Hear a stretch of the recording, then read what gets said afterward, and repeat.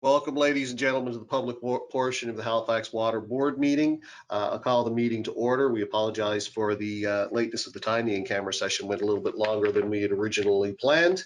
We'll start with the ratification of in-camera motions. There were a few. Could I have a motion, please, to accept the in-camera motions? I so move to accept the in-camera, ratify the in-camera motions. Thank you, Commissioner Farquhar, and seconded by Councillor Lovelace. All in favor signify by saying aye. Aye. Aye. Contrary minded? Abstentions? Hearing none, motion carried. With regards to the next item, 1B, approval of the order of business and additions and deletions. Given the lateness of time, there's a couple of things that item 4.1 and 4.2, which did not require any board approvals, are now being moved to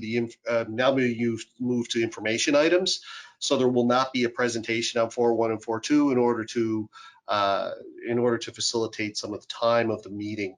Other than that, the agenda will proceed as otherwise put forward. So with that change, can I have a motion to accept the agenda with the changes, please? So moved. Seconded as amended. Thank you very much. All in favor? Aye. Contrary minded? Abstentions? Hearing none, motion carried. Then we will move on. Approval of minutes of the regular meeting held Thursday, September 24th, 2020. Can I have a motion for acceptance, please? So moved, Mr. Chairman. Thank you, Councillor Hensby. Commissioner Rawlings seconds. Excellent. Were there any errors or omissions that anybody noticed in the minutes of the meeting? Hearing none. Can all moved and seconded? Can I have the vote, please, to accept the minutes of the last meeting? Aye. Aye. Contrary minded? Motion carries. So we'll move down now to proposed 2021 Halifax Regional Water Commission Employees Pension Plan Budget. Excuse me, we did have business arising from the minutes. Oh, I'm sorry, Kathy, and you did tell me there was business arising for the minutes. My fault. Yeah, no problem. So the business arising from the minutes, it's regarding to two items. Item 5 from the minutes was the capital project for the ERP, the Enterprise Resource Planning System. The business arising is an update that we made the submission to the URB for approval, and the Nova Scotia Utility and Review Board has indicated that they want to do a paper public hearing process on that to review the capital expenditure request before it gets approved. What that means is that the capital approval will be delayed, and that will impact the project schedule. So Halifax Water is reallocating staff resources from that project team to some other IT projects. So I just wanted to let you know that that project will have a slight delay as a result of a longer approval process. Item 6 was the issuance of the fall debenture. The Halifax Water Board approved participation in the fall debenture with the Municipal Finance Corporation. We received word last week from the Municipal Finance Corporation that the issuance of the fall debenture will be delayed. This may result in some slight increase, I would suspect, in the interest rates, but that will really depend on the timing of when they go to market. So we will give you an update on that at the January board meeting. And finally, there's one correction. Item 9I in the current package, which is an information report about our cost containment initiatives. We did find there's one item that's double counted. It results in about $50,000 double count. It's related to some savings on mobility initiatives. And thank you, Commissioner Farquhar, for asking that question. That prompted us to go look into that. So thank you for the good work in reading that report and spotting that for us. Hey, Lorna, please note that in minutes. The TED part has to be in minutes. Will do, absolutely. Okay, thanks, Kathy. We're going to now move to item 4.3, the proposed 2021 Halifax Regional Water Commission Employees Pension Plan Budget. I believe Louis is doing the presentation on that. We have Louis de Montbrin and Alan Campbell present to speak to that. Excellent. And Alan will start on the presentation. Okay, thank you. Good morning, Mr. Chair, members of the board. My name is Alan Campbell. I'm Minister of Finance here at Halifax Water.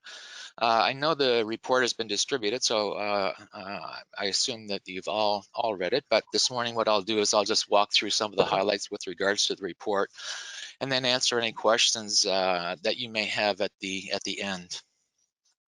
Next slide, Jake. As far as the sort of the outline of what I'm going to be speaking to today, so I'll take a look at the actual budget overview for 2021, and then I'll just take a look at the various components of the budget itself, the revenue, contributions, and also the expenses. And then finally, at the end, what I'll do is I'll touch on what I call 2021 and beyond. So sort of looking a little bit into the future.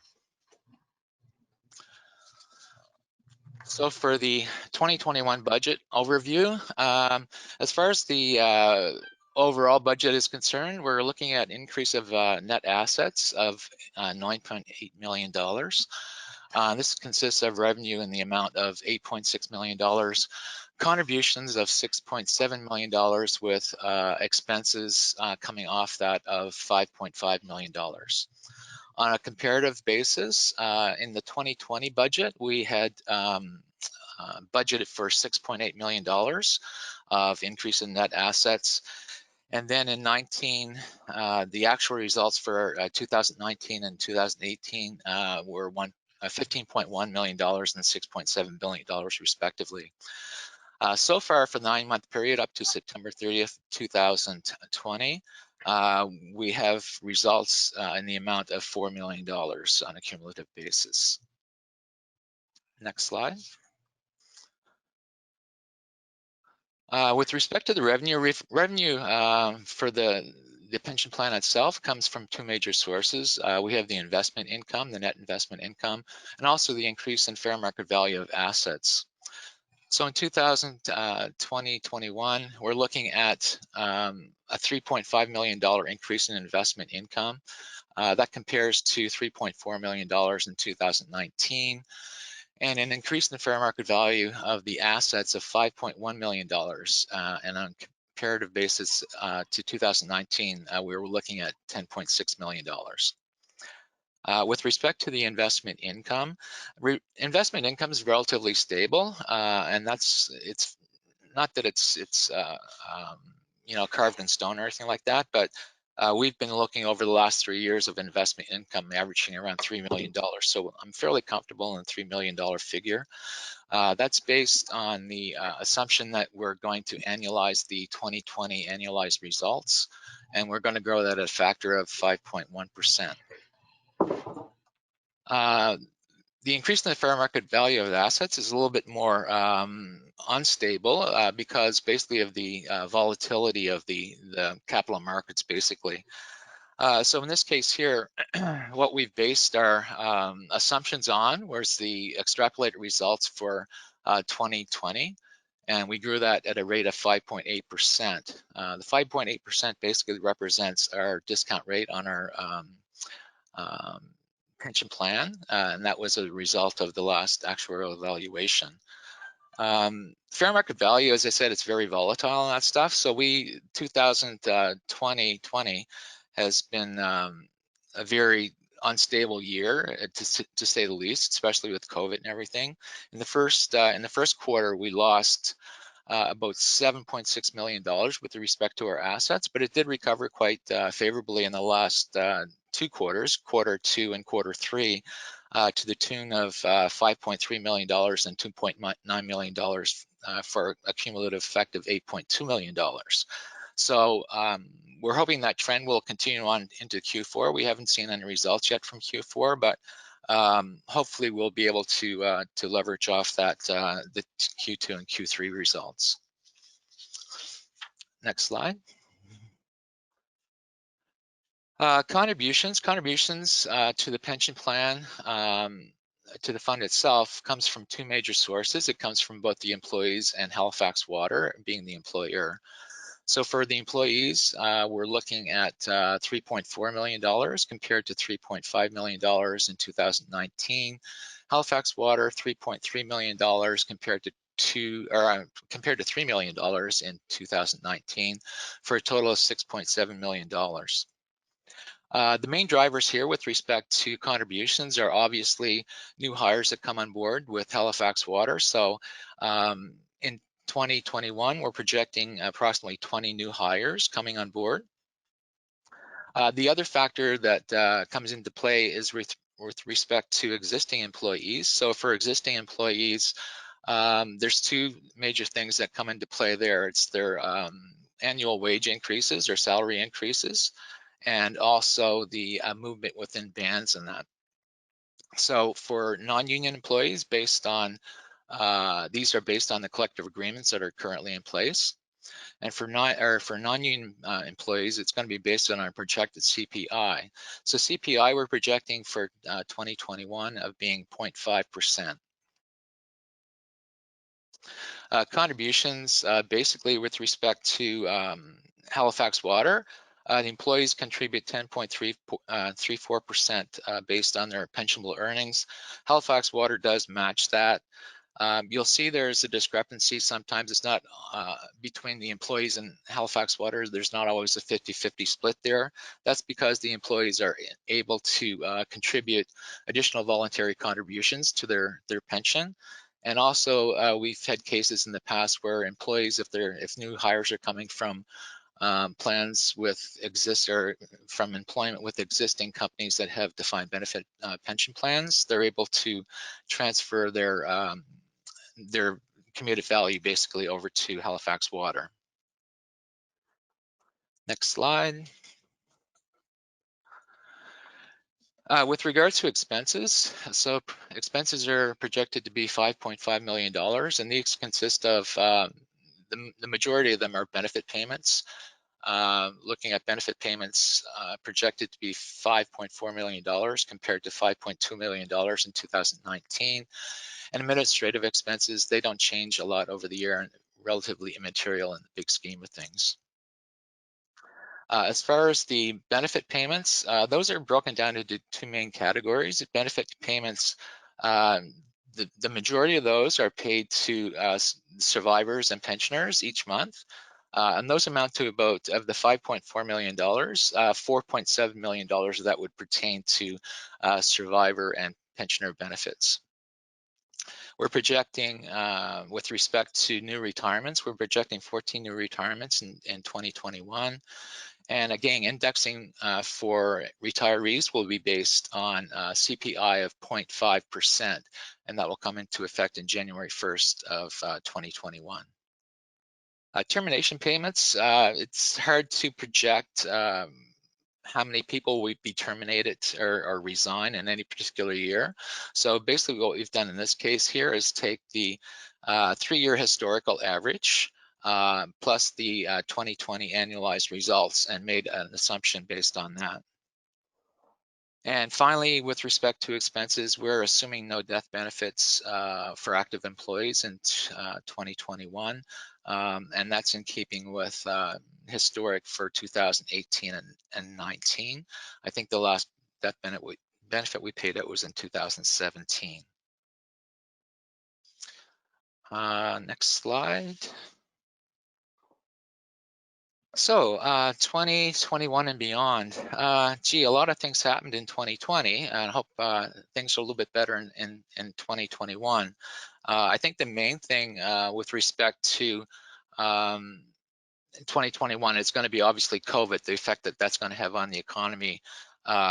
With the vaccine coming out, I think we're going to see some positive things happening with respect to the economy.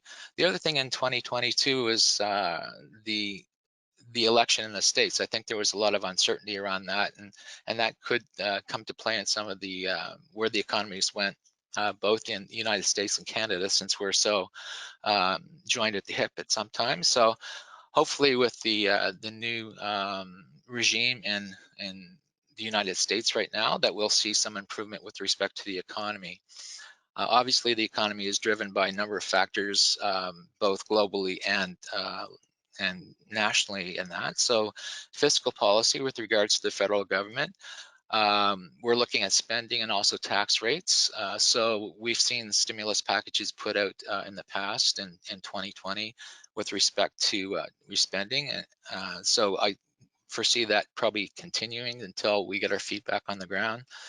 And also monetary policy with respect to the central bank. So central bank will dictate to a certain degree what the monetary policy will be for 2021 as well, especially with regards to interest rates. Investment risk, so that's one of the first things I want to highlight on investment risk. Interest rates, I think the general feeling is interest rates are going to be kept at a low for probably the next 2 or 3 years anyway to stimulate the economy. So that's good and bad, I guess. I guess the good thing is that possibly that people are going to look to other avenues to invest their money in if the interest rates are low. So it's probably good in that respect because they'll probably go more to the capital markets. The other thing with regards to interest rates is that it's sort of a double-edged sword. If interest rates are low, that sort of drives up the cumulative value of anything we pay out with respect to termination payments. And also, it'll also have an effect too on our next valuation if interest rates are really low with respect to our pension obligations.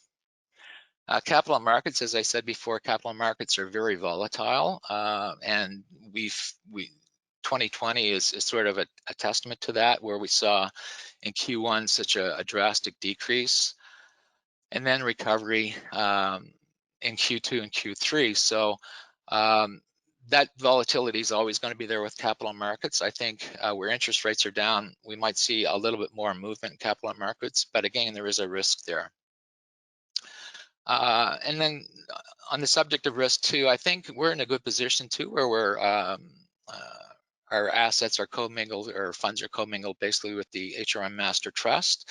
So a lot of things are there to mitigate any risk that we do have with regards to our funds. So we're looking at economies of scale, active participation by professional management, portfolio diversification. I know they spend a lot of time with their SIP and P with regards to the HRM pension plan, and also the focus on the long term. So they're, again, market blips and that stuff aren't too much of a concern to them because they look, and as it's true with any pension plan, basically looking at the long-term results as opposed to short-term. Finally, the next valuation is in January 1st, 2022. And again, we're coming off a valuation in 2019 that saw a surplus of $8.7 million. So depending on what happens in 2021, hopefully things will turn around, but we're going to be looking to that point for the valuation in January 1st of 2022 to hopefully get at least stay the same or in a surplus position and not be too affected by what's going on in the marketplace right now. And with that, I'm finished my presentation. Is there any questions or comments? Any questions or comments, ladies and gentlemen? Thanks very much, Alan. That was fantastic. Thank you, Craig. Craig, I see we have a question from Ted, but perhaps we could get the motion on the first. Oh, yes, absolutely. The agenda, sorry, didn't have the motion on it. So yes, could we have a motion to put to accept Alan's presentation in the budget, please?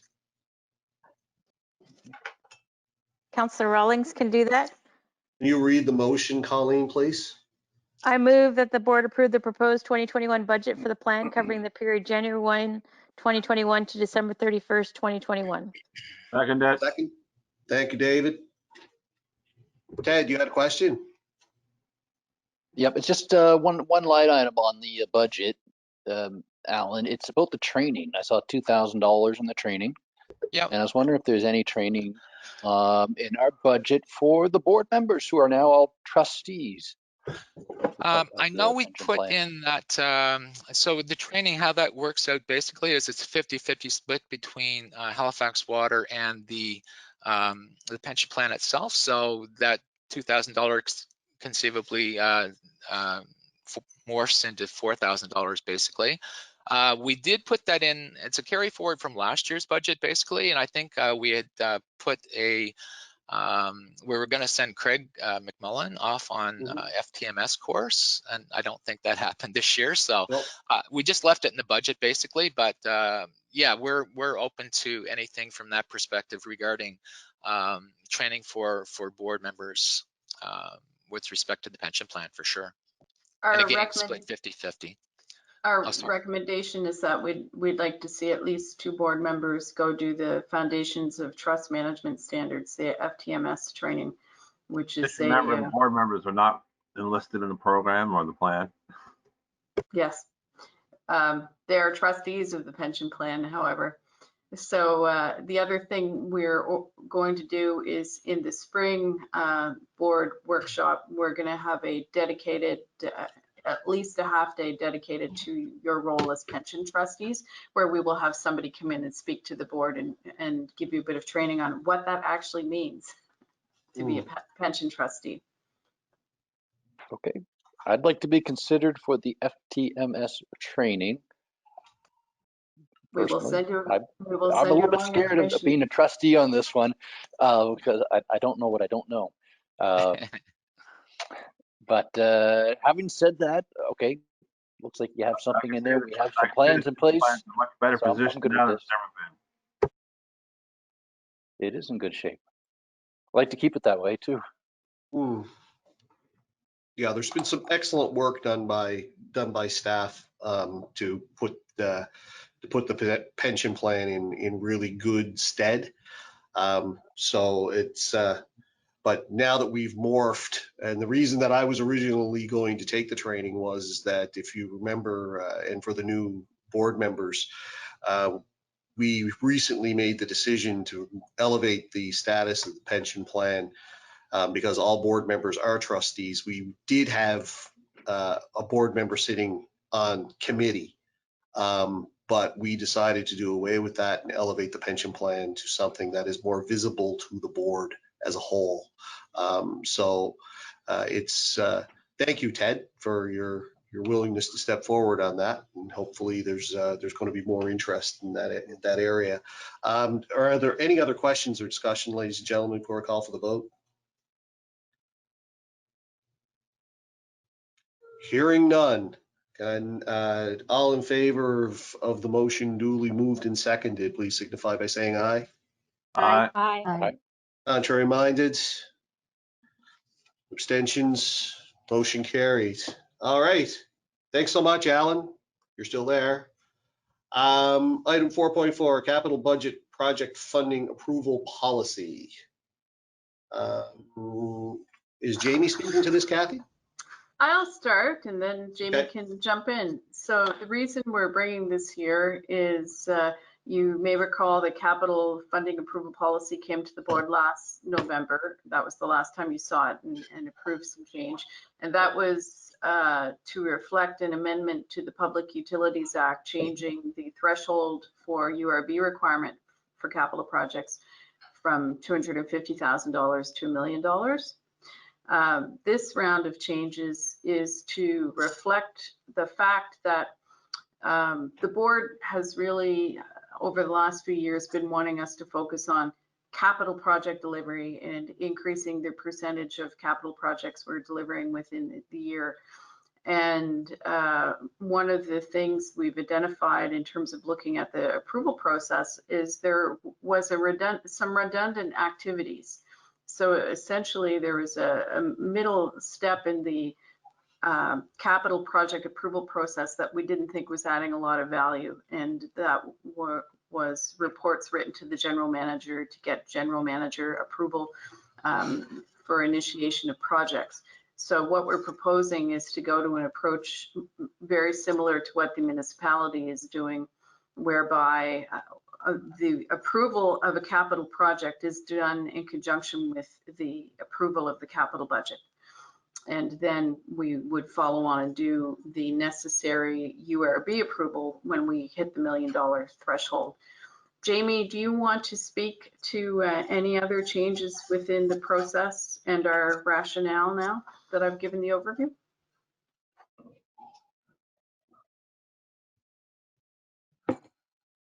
Or Louis, if you've got anything to add. Sorry, Jamie, you're Jamie. muted. Yeah, thank you, Kathy. Jamie Hannum, Director of Engineering and Information Services. I would just further add that we are not suggesting any change to coming to the Halifax Water Board when a project is over $5 million. That is current policy. And also, this would only apply to projects that are consistent with the scope and budget of the line item in the approved capital budget. If we change the scope or budget or a project gets some legs mid-year, it would go through a process where it would get general manager approval and on to the URB and the board for greater scrutiny because you hadn't seen it at that scope and dollar value. But otherwise, at the basic level, it's really about an administrative streamlining to make it more efficient. And really, there is no value added in the current process now when it's a straight replication of a project that's already been through scrutiny in the development and approval of the annual capital budget. Okay. Can I have a motion to put the item on the floor for discussion, please? I'll Ted? move. I move that recommend the Halifax Water Board approve the revised capital project funding approval policy dated November 18th, 2020 as attached. Seconder? I'll second that. Second, Councillor Lovelace. Excellent. Thank you. Any questions, ladies and gentlemen?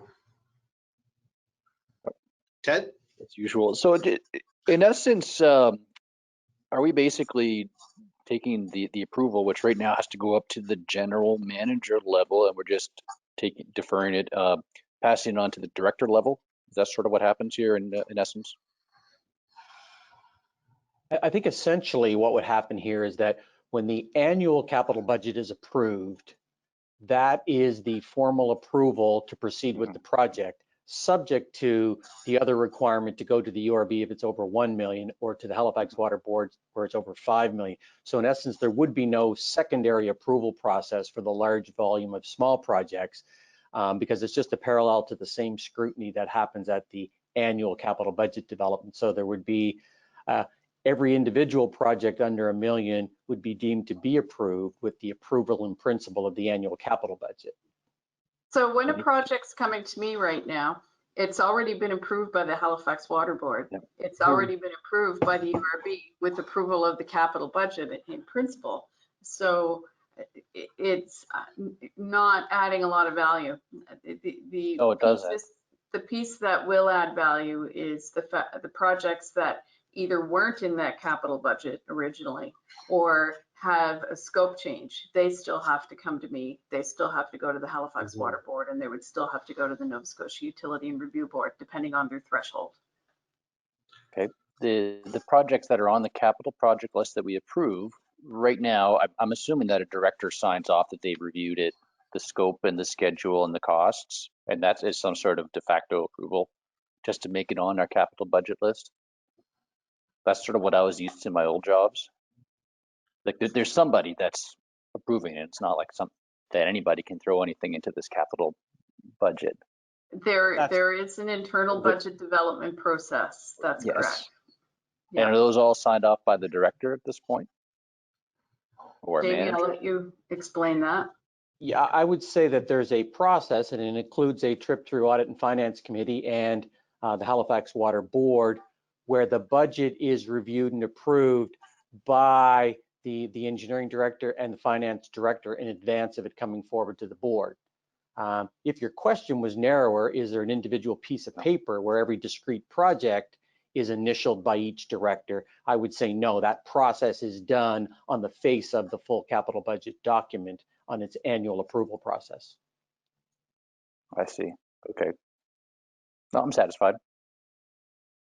I think this is a good idea to go ahead with the change. So when I read through this, I couldn't solve one problem in my mind without asking this question. I understand the efficiency. I don't want the redundancy, and I'm supportive of all of that. And I agree 100% that, there's no value add in this step. But my concern that I guess I have to put to management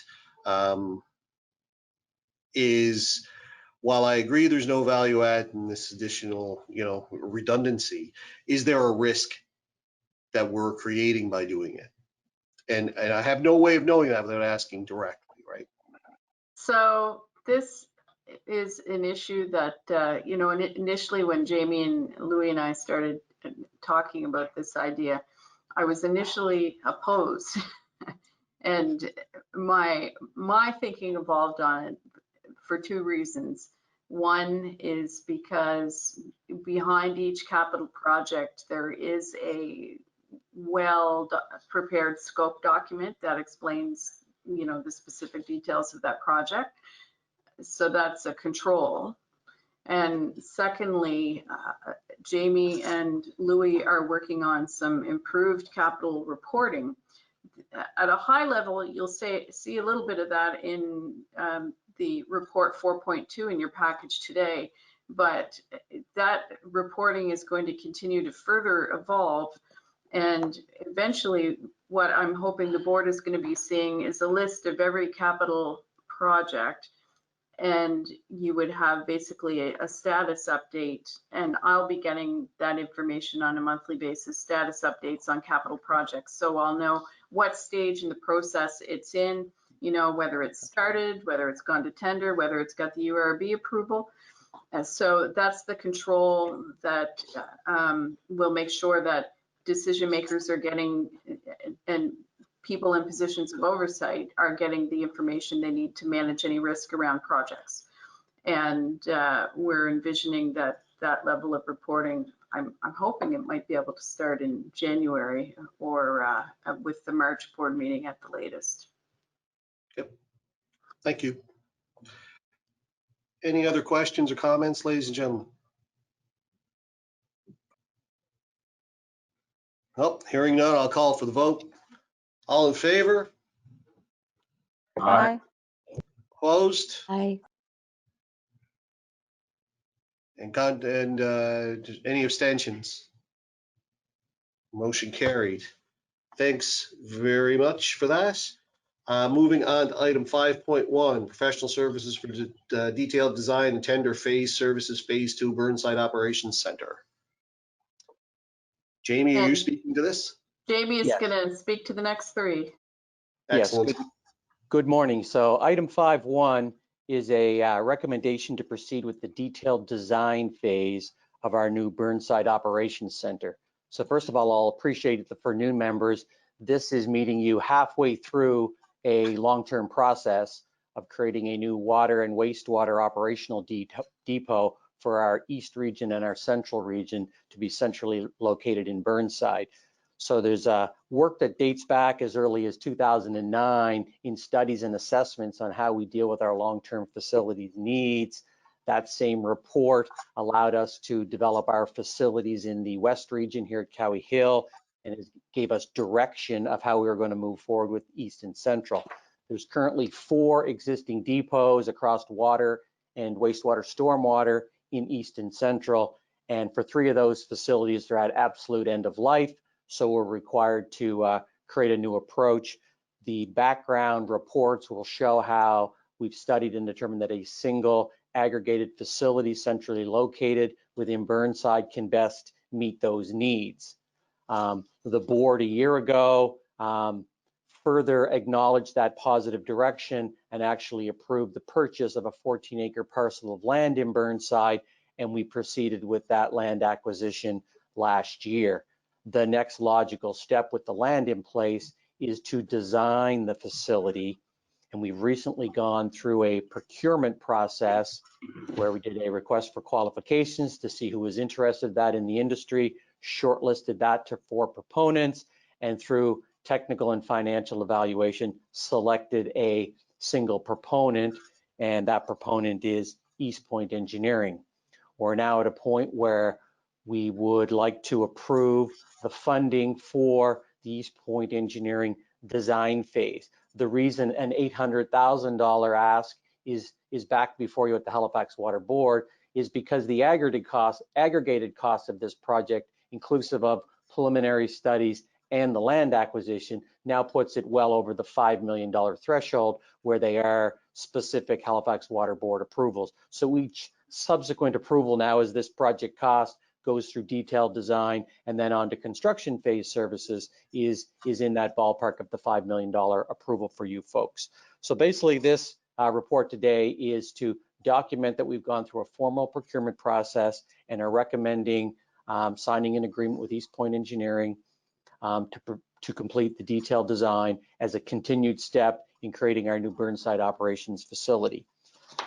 Just as a vision, that total project cost has a estimated cost of about $32 million now, including the land acquisition, the design, and the construction. And we're estimated, if we stay on course, to complete the design through the next calendar year and hope to have the project commissioned and be ready to move in sometime around the end of calendar year 2023. Excellent, thanks, Jamie. Can I have a motion, please, to move forward with the item, put it on the floor for discussion? I'll move that. Could you read the motion, please, Councillor Kent? Thank you. I move that the Halifax Water Board approve funding in the amount of $810,000 for professional services for the detailed design and tender phase services, phase 2 of the proposed Burnside Operations Center for revised total cost, approved cost to date of $5,402,000 and an estimated total project cost of $31,900,000. So moved. Thank you very much. Second? Commissioner Rawlings can second. Thank you very much.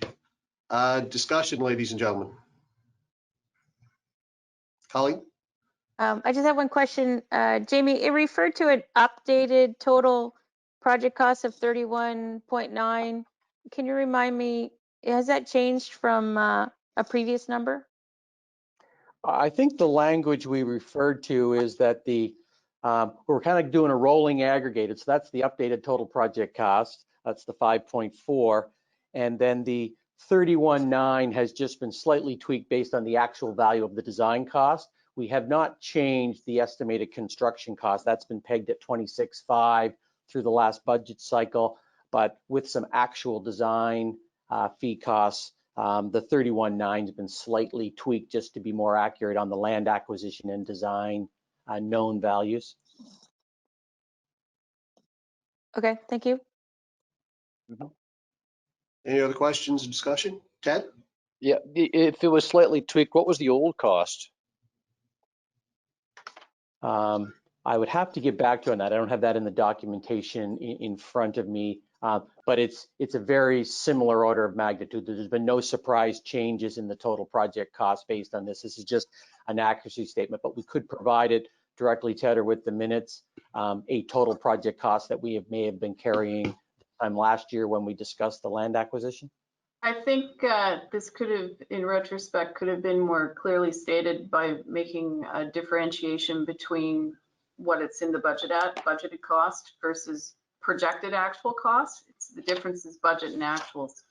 So I believe our budget has not changed. What we have projected in our budget has not changed. It's just as we're moving the project further along and some pieces become known, we can more accurately project what the actuals are going to be at the end of the project. Okay. Yeah, actually, I'm in favor of this, and I'd say I look at these things as sort of like a check-in. This is a multi-year project, and you have to come in for approvals at various stages from us. And what I'm looking for is just for anything that's out of the ordinary. And as Jamie says, there's no surprises here. But what I like to look at is what's the total projected cost now versus before, so I can get an idea in my head. Okay. just how much things have changed. And that's something that I'll always be looking for. But it sounds like it's pretty small. And if I look at the land approval cost, I don't know, it's maybe $150,000 difference between estimated cost and total estimated cost. I don't really know what the difference is.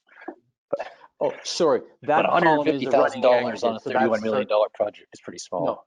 No, that total estimated cost is the aggregate of all the items above it. So that's the running subtotal. So that's probably poorly presented in that table.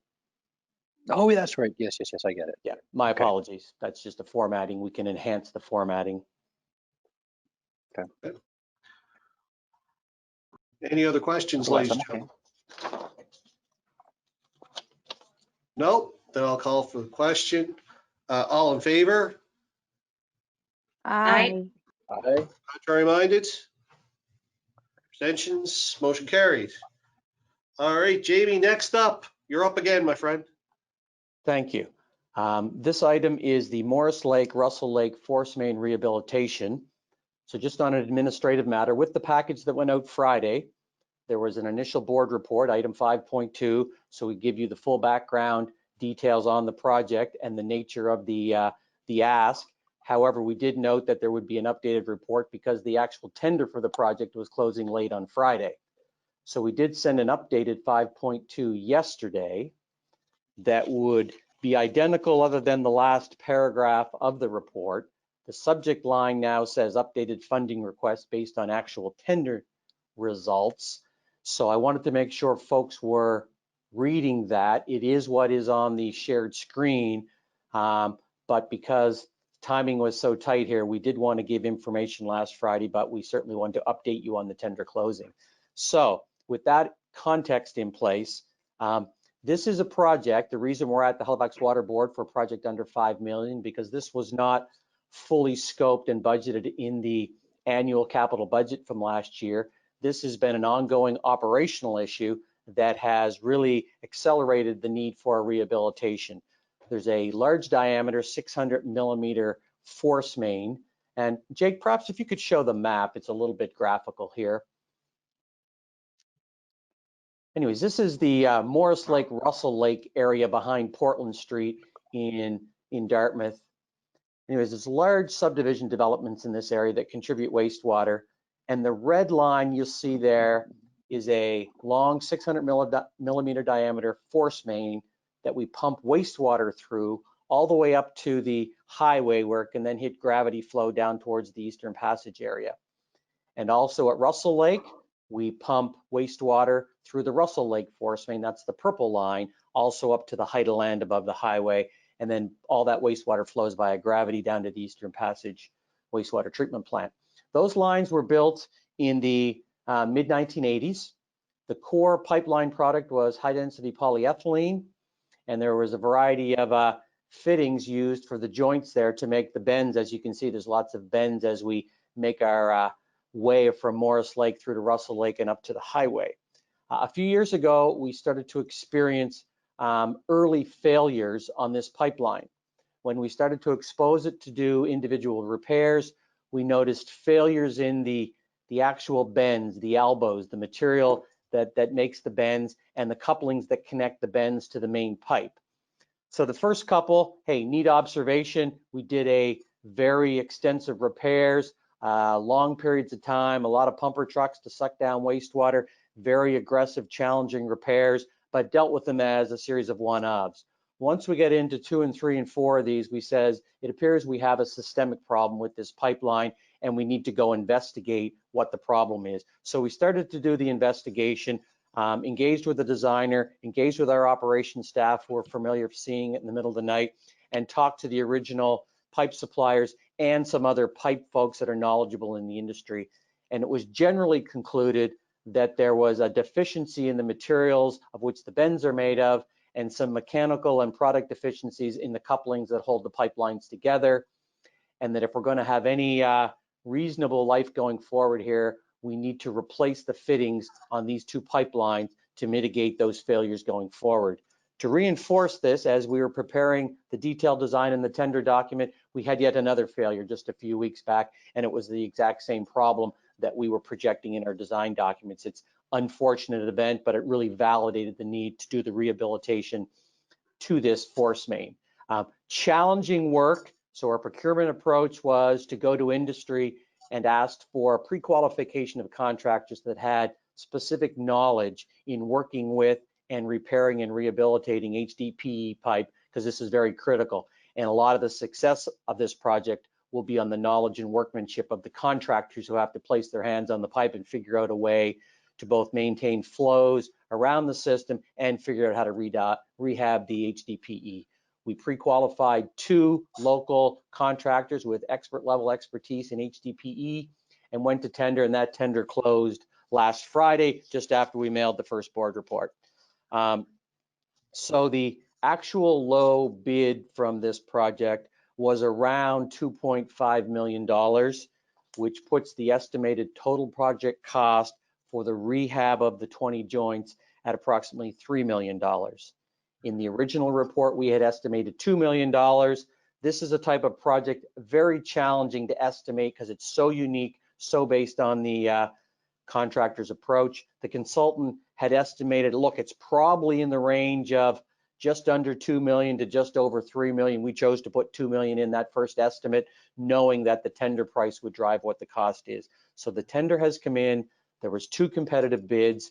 This is a reasonable fair market value price from expert qualified contractors. It's a priority project from a operational continuity and an environmental protection, and we're recommending we proceed forward with the project at this time. We're bringing this early. The funds will be in next year's capital because we're under very tight constraints with Nova Scotia Environment and the construction season itself. We need to get started well ahead of the springtime here to be able to affect this project and actually get it completed within next year's calendar year.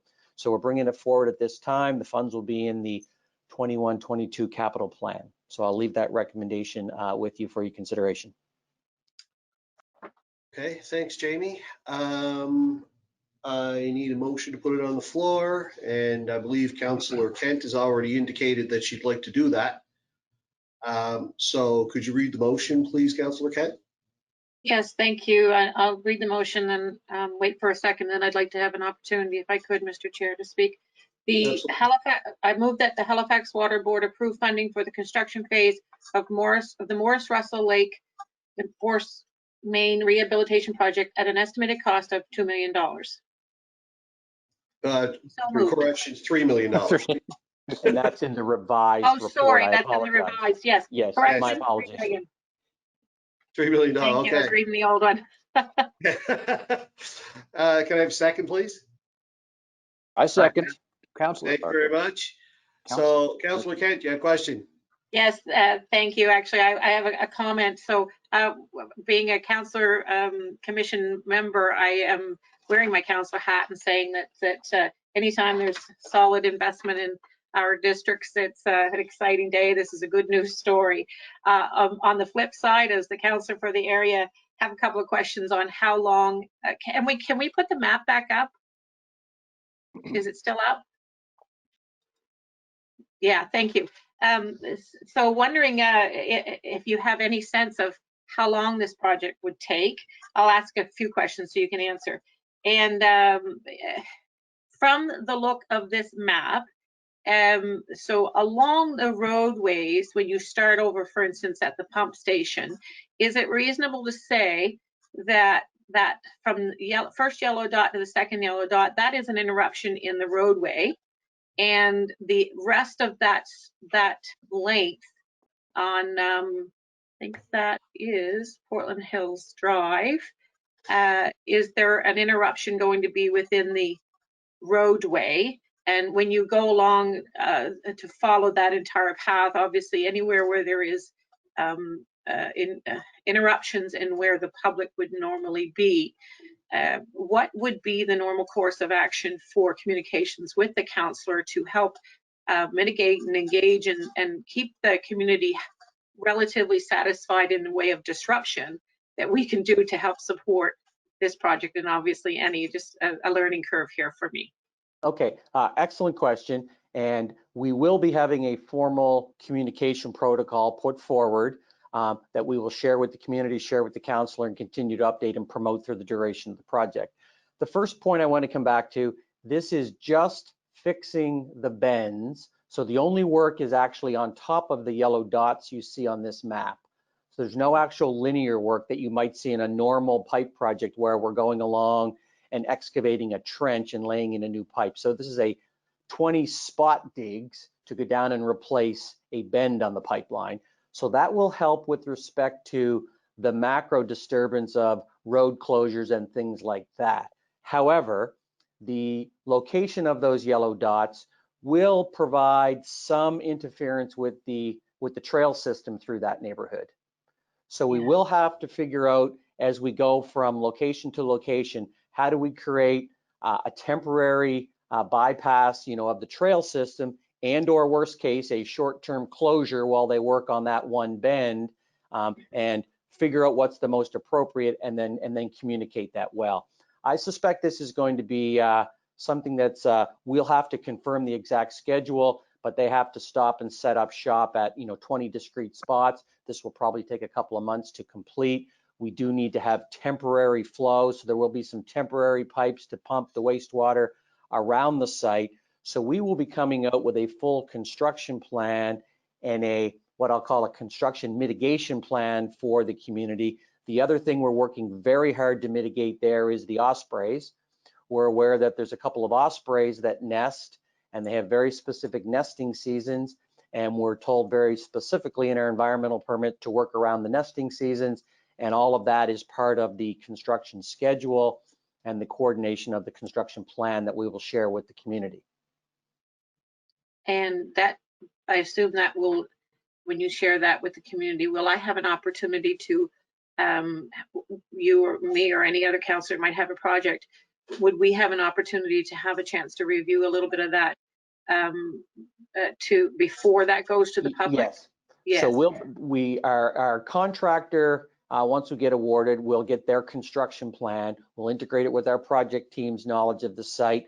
We'll then engage with our communications team led by James Campbell, and we'll create the construction plan and how to convey that to the community. Then we'll consult with stakeholders, primarily yourself and other folks in the community of that area, to see that we've got the message correct and to further talk about communication channels. Sometimes in these types of projects, folks want local open houses. Sometimes they want an internet site. Sometimes it's a bi-weekly mail out. Sometimes it's an email. Sometimes it's some combination of all of those, whatever seems to be most effective for the project. So we would consult with you both on getting the message right and getting the communication channels done effective. And that will all happen well in advance of the start of work. Great, thank you. This is great news, and I look forward to hearing what the other commissioners say. Great. Commissioner Rawlings has a question, and she stole my thunder because that is the question I was going to ask, but I'll let you ask it, Colleen. See, you're going to leave things in good hands. That's right. I support the project. I just need a clarification on how we as a board can approve spending in the next year ahead of budget approvals. So Great question. I'll leave that with Kathy. Yeah, I can answer this one, and Louis or Heidi, if you want to add, you can. It's very similar to how the municipality does it, or any public sector agency. It basically, what it means is we're pre-committing a portion of next year's budget. So if you approve this in advance of the 2021-22 capital budget going to the board in January, it means this amount is fixed. So it must be in the budget that we'll be bringing forward. And in terms of the normal approval process, like the thresholds that are still in place that would trigger going to the URB, that still has to happen. So we would be going to the URB for approval on this one too. And sorry, approval on this project or approval as part of the budget? Well, it'll be there twice. They'll essentially be pre-approving this too, I would suspect, based on timing. Correct, Jamie? That is correct. What we're faced with is a reality that if we wait until the January budget or in conjunction with the January budget approval, get our normal URB approval, we will miss our environmental constraints with respect to working in some of the wetland areas and working with the osprey nesting seasons. And we may miss the opportunity to get this important project done in 2021. And have we pre-approved projects before through the URB?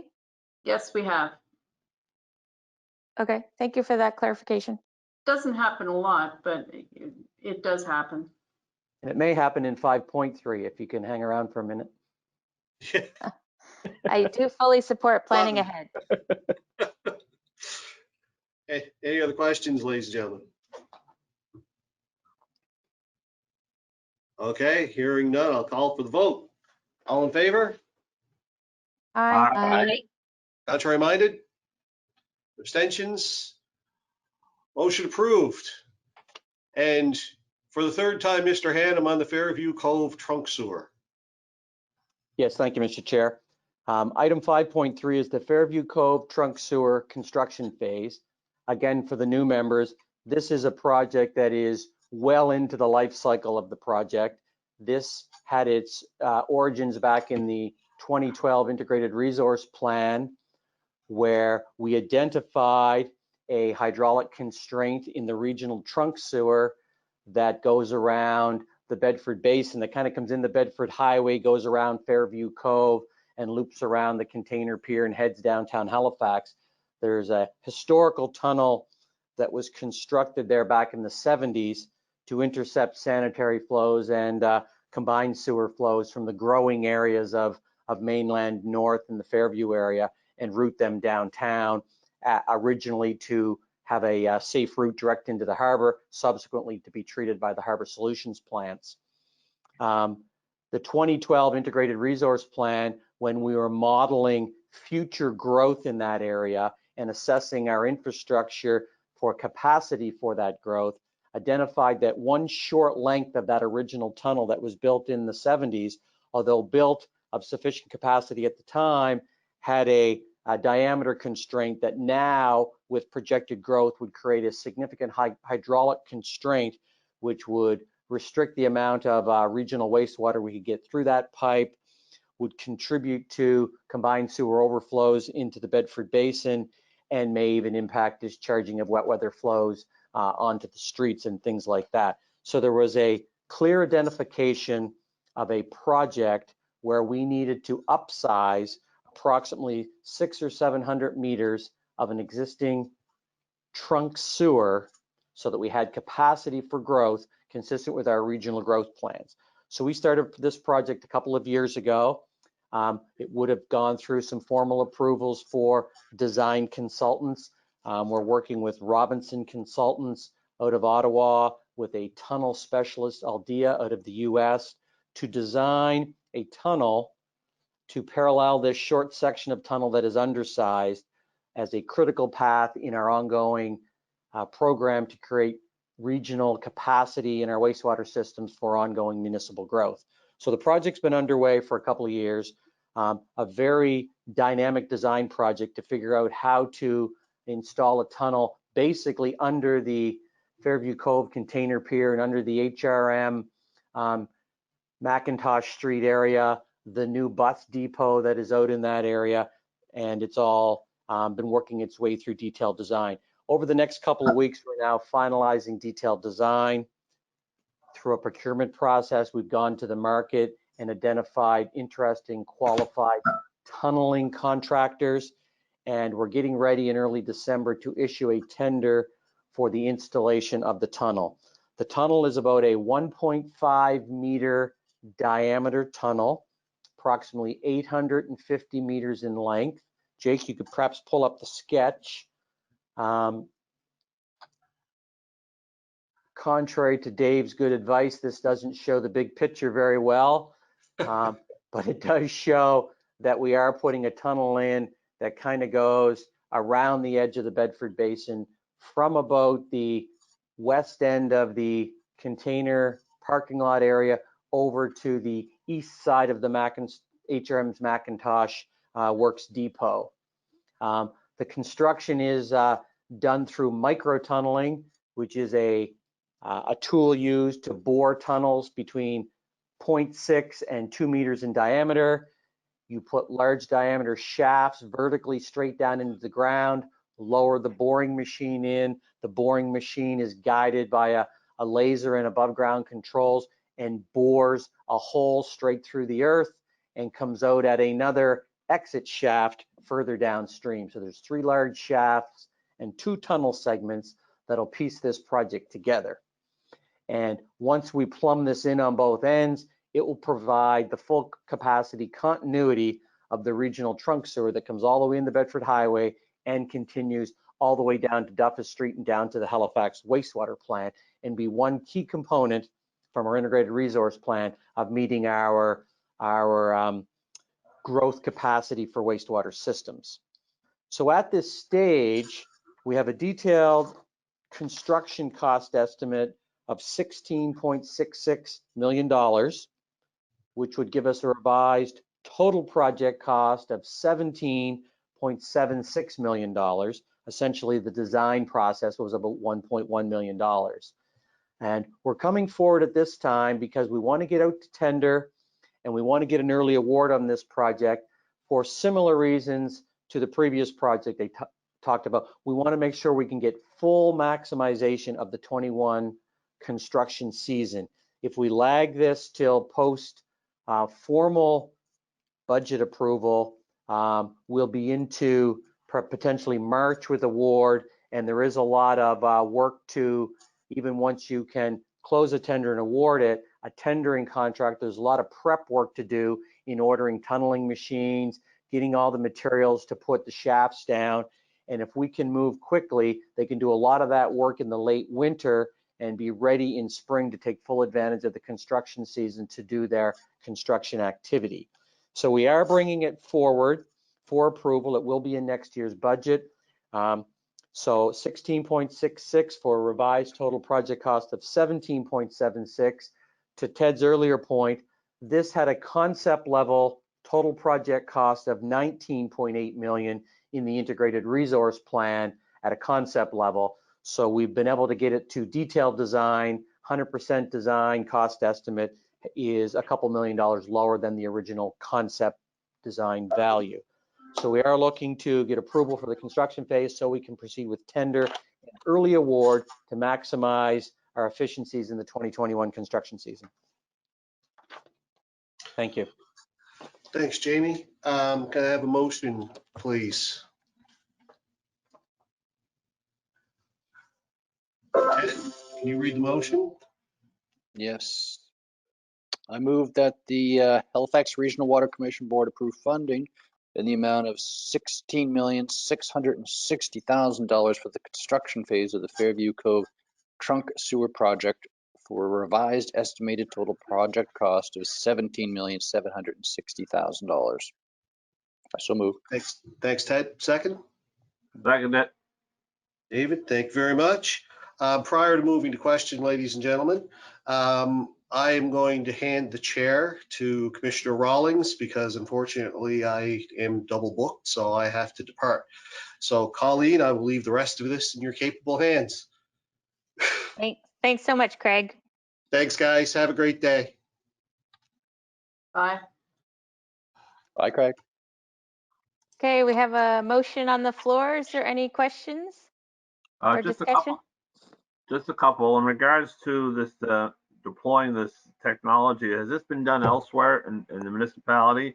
And if not, I'm hoping that we'll make some YouTube videos out of this because it's an exciting project to see this kind of boring under the Halifax Peninsula, especially into the bedrock slate.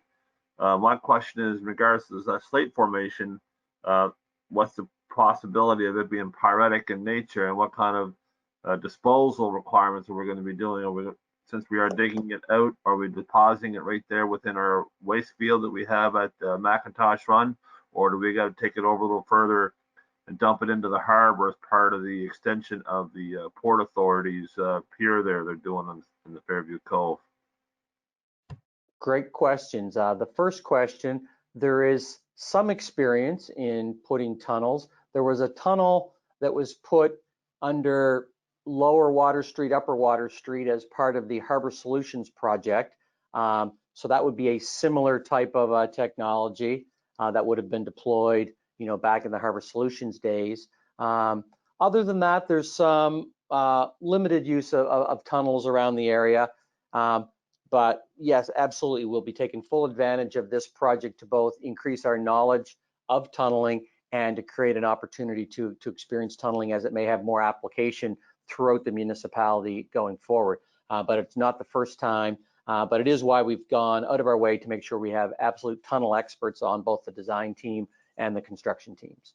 The second question, a very interesting geological area there. We go through the actual boundary between the slates and the other rock formations, and the tunnel actually dips, in the rock and above the rock in the tills. So there's all kinds of interesting geology we are going to bore through there. Any pyritic spoils will be collected out the back end of the process and disposed of in a coordination or consistent with the pyritic slate disposal requirements, and would find some home for it in the Bedford Basin. Thank you very much. Go ahead, Councillor Cuddle.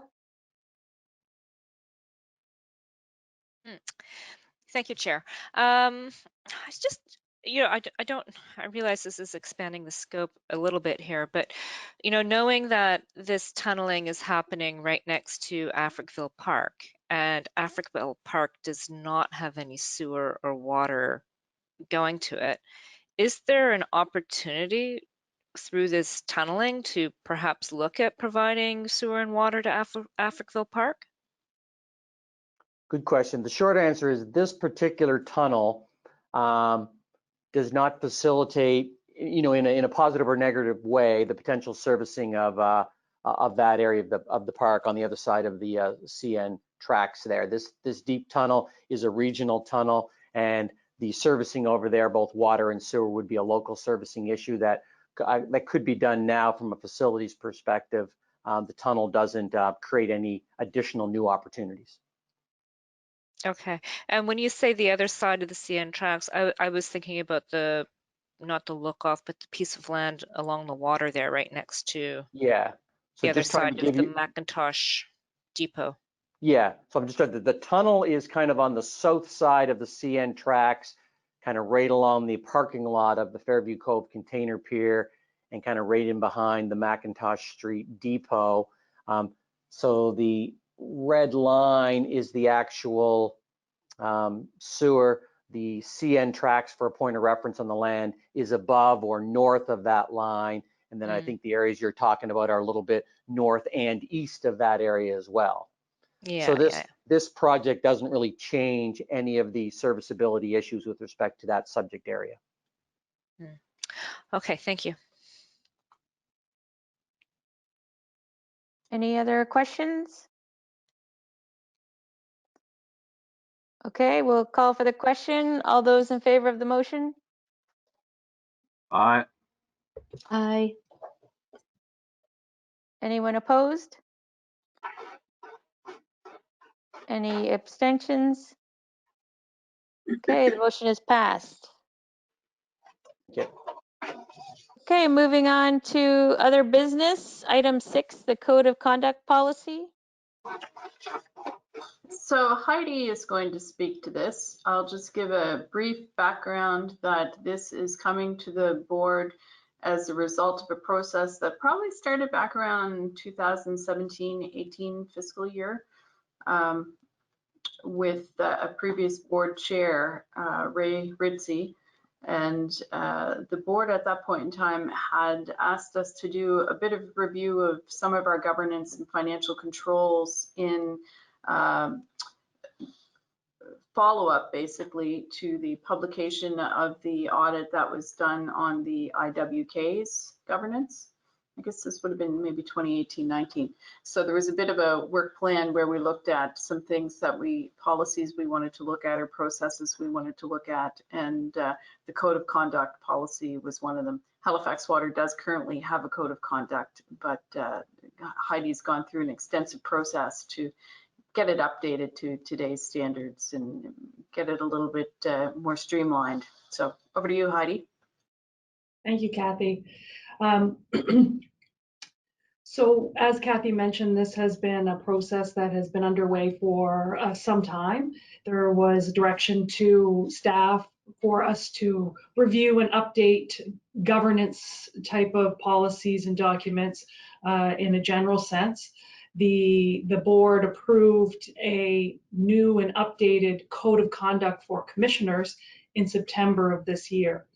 And so our next step, once we passed through that threshold, was to look to the staff versions of that document and have those updated as well. So essentially, really, there's little that is net new in this draft policy. It's ultimately the most substantive change is that we're elevating the threshold for what is considered a gift from $150 to $250. And that threshold is in keeping with the Provincial Conflict of Interest Act and the threshold that's presented in that act. And so we felt it appropriate that we follow suit with the thresholds that are governing the provincial government. And it seemed an appropriate step. And so ultimately, that's really the most substantive change. All of the other changes, I think I would put them in the bucket of semantic and stylistic. Substantively, there's no other changes to the obligations or responsibilities of staff as it relates to the update of this policy. It will replace two existing policies, so effectively it's going to amalgamate those two policies together. And then ultimately become a single policy. So unless there's any specific questions or concerns, I'll leave it at that. Heidi, I think I'll just add the change in value to align the threshold for acceptance of gifts to the provincial policy. There's a couple of reasons behind that, but acceptance of a cash gift of any kind is strictly prohibited, and that falls out of the fraud policy. And the need to have a dollar value threshold makes it easier for staff to know what they can and can't accept. And one of the things that we want to enable is if, for example, a organization we're doing business with, like for instance, our actuaries for our pension plan, offer a staff person a ticket or a seat at their table to go listen to the Minister of Finance speak about changes to pension legislation, then that's a benefit to the employee. It's professional development opportunity for them that otherwise Halifax Water might have had to pay for. So we want the threshold high enough that if, for instance, a staff member is invited to accept a ticket to go to a chamber event, a chamber lunch or a chamber dinner or something locally with other organizations, that they're able to do that under our current policies. And fixing ourselves to the provincial conflict of interest policy is the most defensible and transparent way to do that. And the dollar value that had been there, the original dollar value has been there for quite some time, so it was time to do some adjustment to it. So we're not looking to promote acceptance of gifts, we're just looking to update the conditions under which staff can accept invitations to go to external events and things like that. Thank you for that background, Kathy and Heidi. Can someone make the motion?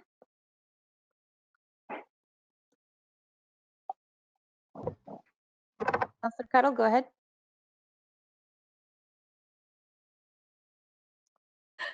I think Pam, I think you beat me to the hand raising there. Sorry, I didn't see her. Oh, no, I'll that's second okay. if you want. You go ahead. Okay. Sorry about that. Yes, I do have a question, so I will make the motion. You can second, and then how about I ask my question, if that's all right, Madam Chair? Sounds good. Thank you. So I move that the Halifax Water Board approve the Code of Conduct policy as attached, rescind 1. Number 2, rescind the conflict of interest outside employment and gifts policy, number 8.17, and the Code of Conduct policy, number 8.24, subject to review of the Code of Conduct policy by the Halifax Water Labor Management Committee. I so move. Thank you. I second. Seconded by Councillor Cuddle. Go ahead with your question, Councillor Lovelace. Yes, so my question is just around, considering the conflict of interest policy and moving forward from a gift. Obviously, you cannot accept cash. However, during a term, which for myself is 3 years, had I been entering into, let's say, term 2 of my council appointment, I would be entering into an election year. And so should someone offer me, I'm just trying to understand the process, should someone offer me a election donation during my term, I'm just wondering how that plays in with this policy, or as a commissioner during election time, do we step down as commissioners during the election and then we're reappointed by council? I'm just wondering if you could clarify how that works, because obviously that would be in contradiction of this code of conduct policy should we accept donation gifts during election. Thank you. So this code of conduct policy actually only applies to staff. The code of conduct that applies to the board commissioners was approved at the September board meeting. And I believe it is also attached to the governance manual or included in the governance manual that Heidi has emailed to you. So in your role as a commissioner on the Halifax Water Board, if somebody is offering you an election donation, that is covered off by your municipal policy. So the municipality has a policy with respect to contributions for election fundraising. I can't remember the precise name of the policy, but they have a policy that covers that. Campaign financing, perhaps is what it's called. Yeah. I haven't personally heard in my time with Halifax Water or my time with the municipality of councillors being approached in their role as a Halifax Water Board chair and being offered anything. So I think it would be very unusual, but it's an excellent question that you ask, because I don't think specifically we've contemplated that aspect of acceptance of gifts. Heidi, do you want to speak to that? So the Commissioner Code of Conduct that was approved in September does include that same threshold of $250 for acceptance of gifts. I think it's important to consider the distinction between role as councillor versus role as board of Halifax member of the Halifax Water Board. And so Kathy's right. Typically in the context of an election, any donations or financing that would be associated with that would be very much connected to your position as a council member. And so it should not fray into your role as a board member. If, however, there were someone who was seeking to provide you money to attempt to influence a decision that you have over the board, on the board, or perhaps to influence a decision at HRM Council that impact the board or impact Halifax Water, that could indeed be considered inappropriate. All of these types of situations are so case specific and fact specific, it's hard to talk about them in a vacuum. But I think the biggest piece that we need to recall here is that there is a distinction between your role as council member and your role as board member. And typically on this front, those would not overlap all that often. And if they did, it would likely be pretty obvious. Yes, that's helpful. And where this policy is specifically to employees outside employment from a labor perspective, that's very helpful. That is an important distinction. And I wonder if that perhaps should be in the title of the policy. Just for clarification. Yeah. I mean, certainly, I don't have any strong opinion on that either way. I can tell you that my experience is that when our staff are looking for these types of policies on our website. Usually they are looking under the terminology of code of conduct because that's how they're searching it. I will also say that we are transitioning our document management system to a more online-based system that will allow searching not only of titles, but it'll search the entire body of a document. And so if they couldn't remember the name of it and they just wanted to search a term that they thought showed up there, the document would. Yes, thank you so much. That's helpful to know as well. You're welcome. Any other questions? Okay, we'll call for the question. All those in favor of the motion, say aye. Aye. Aye. Aye. Anyone opposed? Any abstentions? Great, motion is passed. We'll move on to item 7, the appointment of commissioners to the board of subcommittees. This is a verbal update, I think, from Kathy. Yes, so we actually had circulated the list of vacancies. Heidi had done that. We had heard back from one councillor. Councillor Lovelace has expressed an interest to serve on the Audit and Finance Committee. Thank you very much. It's very rare that we get volunteers who want to serve on the Audit and Finance Committee. So we're very thrilled by that. Thank you. I'm excited. I'm looking forward to it. Yeah, so we have some recommendations to fill the other vacancies. I'm going to turn it over to Heidi and she can walk you through what we propose. So I sent an email yesterday, late afternoon, early evening. So based on the fact that we received the expression of interest from Councillor Lovelace, and we have a single vacancy on Audit and Finance, and 2 vacancies on our Environment, Health and Safety Committee, my recommendation is that the board consider a motion to approve the appointment of Pamela Lovelace to the Audit and Finance Committee and the appointment of Patty Cuddle and Becky Kent to the Environment, Health and Safety Committee. I'll second that.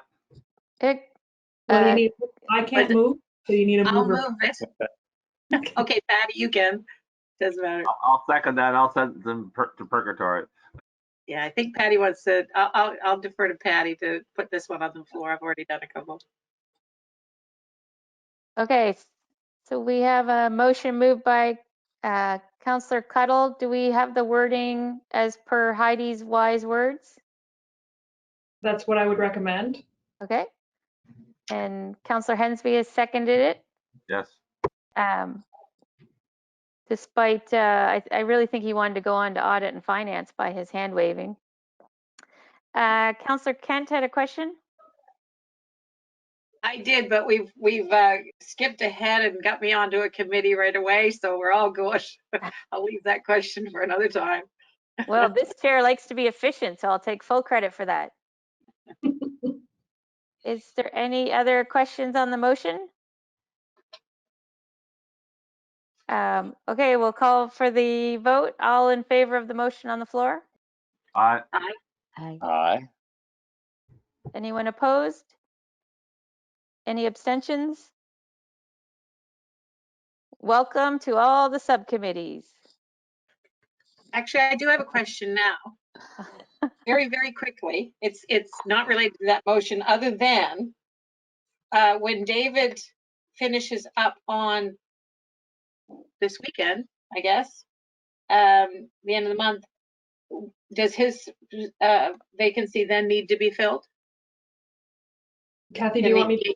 On EHS? Go ahead. So the wording of our act allows for Councillor Hensby's appointment to the board to continue until such time as he is either until he's reappointed, basically, or replaced.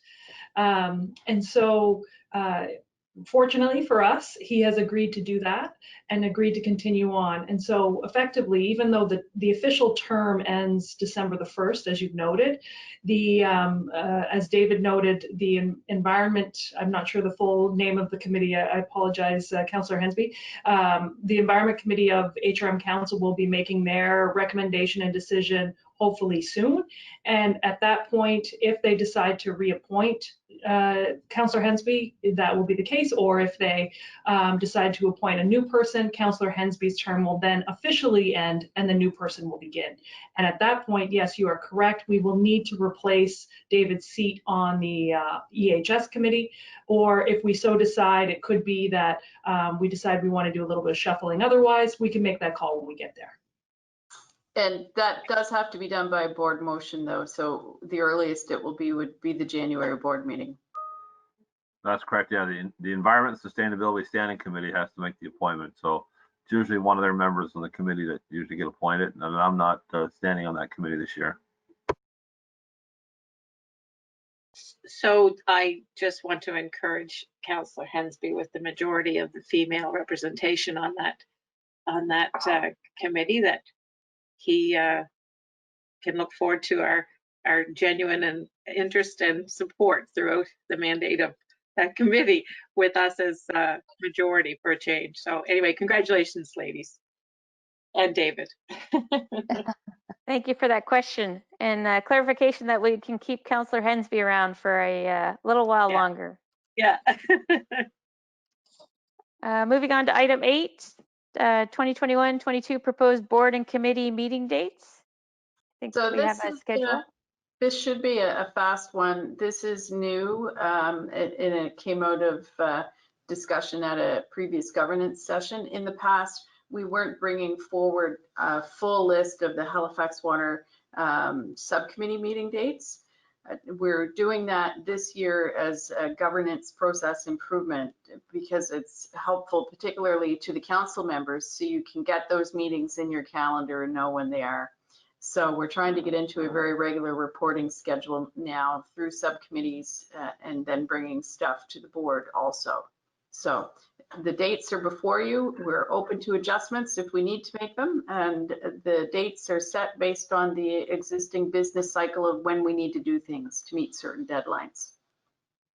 And I would just jump in for a second, Kathy, just to add that, just to be clear, the dates of the subcommittee meetings do not need to be approved by the board. And so in the event that, say, for example, you're coming upon a meeting date and global pandemic happens and you need to reschedule a few things, you know, you have the authority and the autonomy to do that and the flexibility to work with staff to figure out a new date. You don't have to bring this list back to the board in order to have those dates revised. This, as Kathy mentioned, is simply an effort for us to plan ahead and to get these dates into people's calendars so that we're better prepared.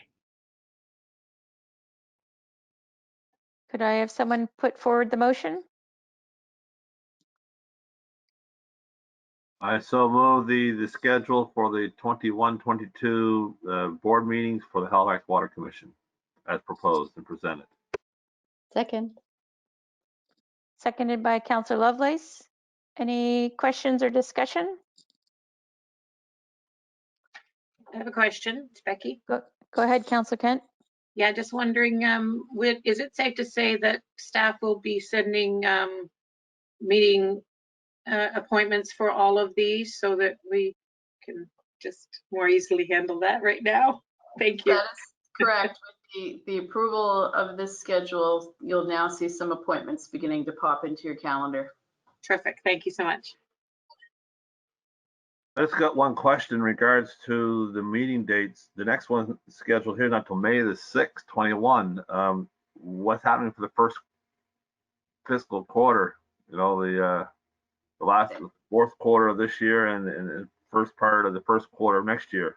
So those meeting dates are already planned and will be in the calendars of the current board members. We may not have forwarded them yet to the new board members. I'm not certain if we have, but this schedule is shown by fiscal year.